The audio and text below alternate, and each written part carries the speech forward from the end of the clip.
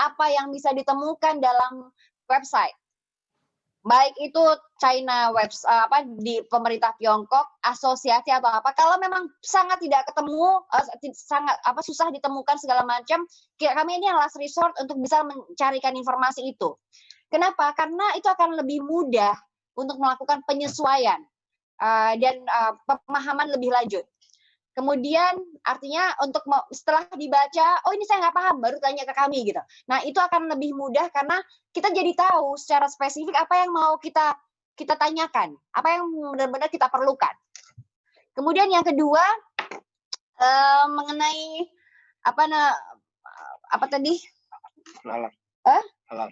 Bukan. Oh ya halal, produk halal. Ini agak sulit dijawab bukan, Ev? Karena begini. Kita tahu bahwa China punya keunikan tersendiri dibandingkan dengan negara-negara lain. Sama halnya seperti Korea Utara, sama halnya seperti Rusia, Vietnam, Kuba, gitu kan. Keunikan tersendiri ini yang memerlukan pertimbangan. Jadi kalau sebagai contoh, saya ambil contoh begini aja deh. Beberapa produk-produk Indonesia yang masuk ke pasar China, yang dia hanya dipasarkan untuk ke Tiongkok, dia tidak meletakkan logo halal dalam produknya. Kenapa? Alasannya. Karena provinsi-provinsi di China yang bisa menerima produk dengan mencantumkan logo halal ini hampir dikatakan sangat terbatas.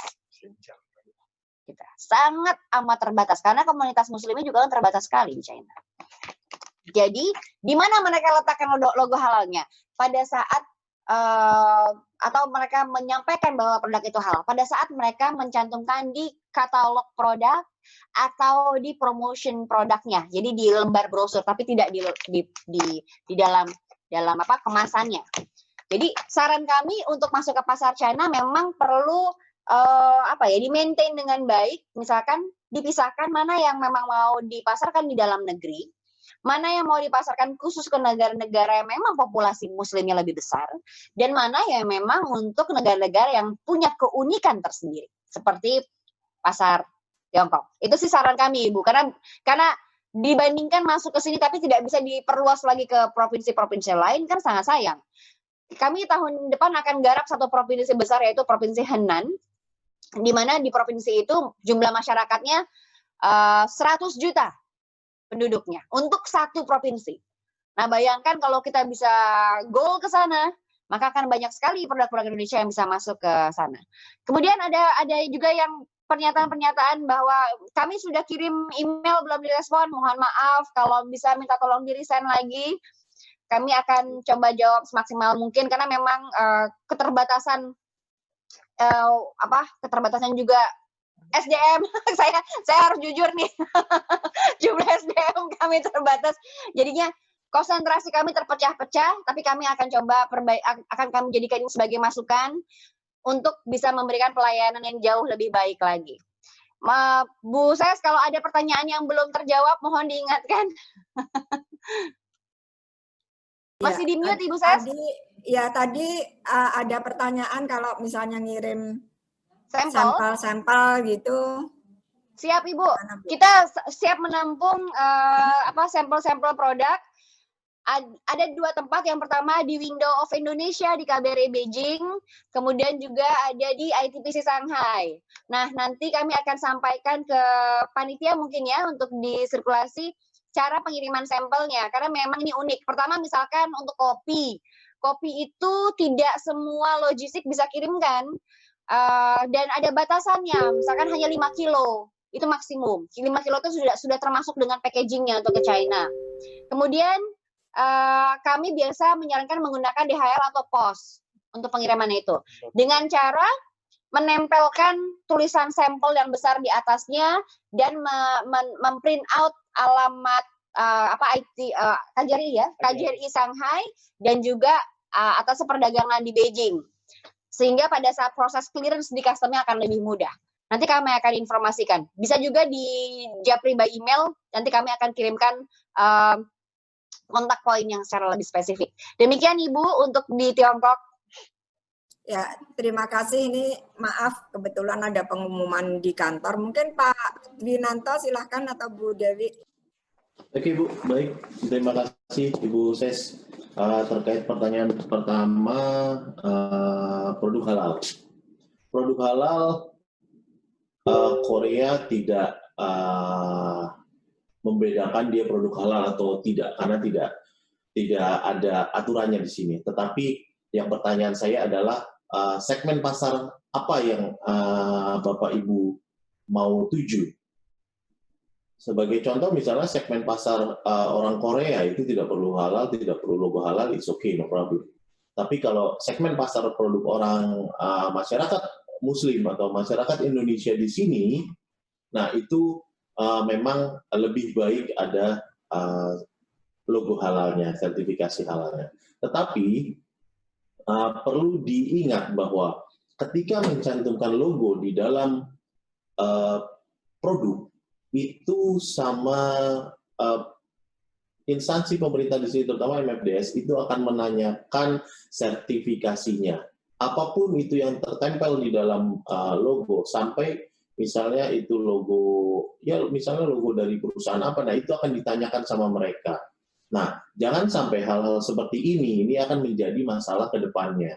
Lebih baik mentang-mentang misalnya, oh ini udah halal kok, tetapi kita memang belum dapat sertifikasi halalnya. Itu jangan kita coba-coba untuk mencantumkan logo di dalam kemasannya. Karena itu kan nanti akan diminta. Semua yang ada di dalam bentuk ingredient segala macam itu semua akan diminta oleh pihak sini. Nah, yang jadi untuk kedepannya adalah saya menyampaikan seperti ini.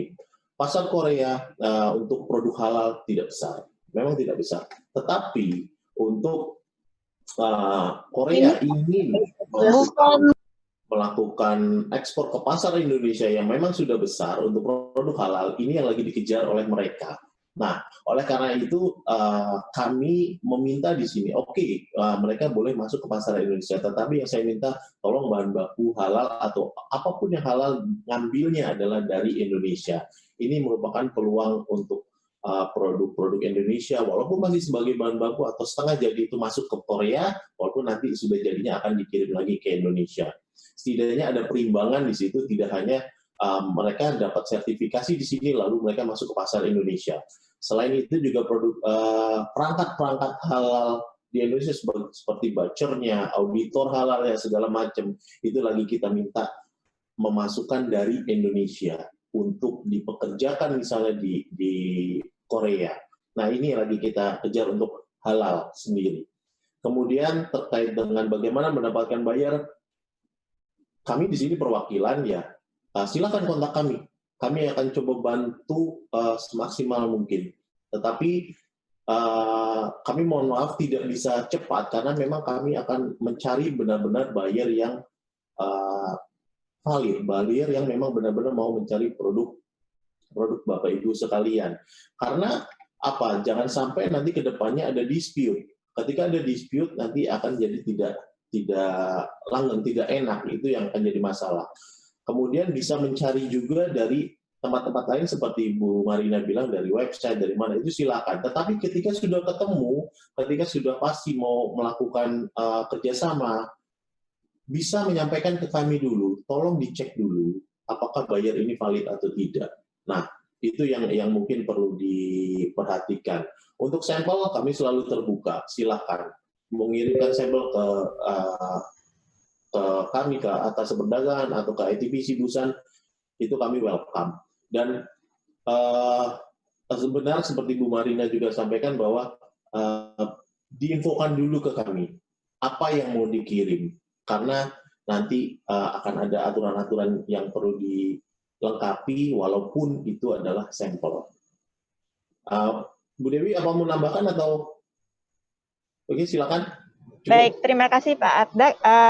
Saya rasa hanya menambahkan terkait dengan buyer. Memang seperti yang disampaikan Pak Atdak bahwa kita tidak bisa respon segera, dan mengingat juga ada Privacy Act, jadi kami harus mengkonfirmasi ke mereka apakah bisa menerima penawaran yang disampaikan dari pihak. Jadi kami perlu memastikan dulu apakah dari pihak buyer itu akan menerima penawaran yang disampaikan dari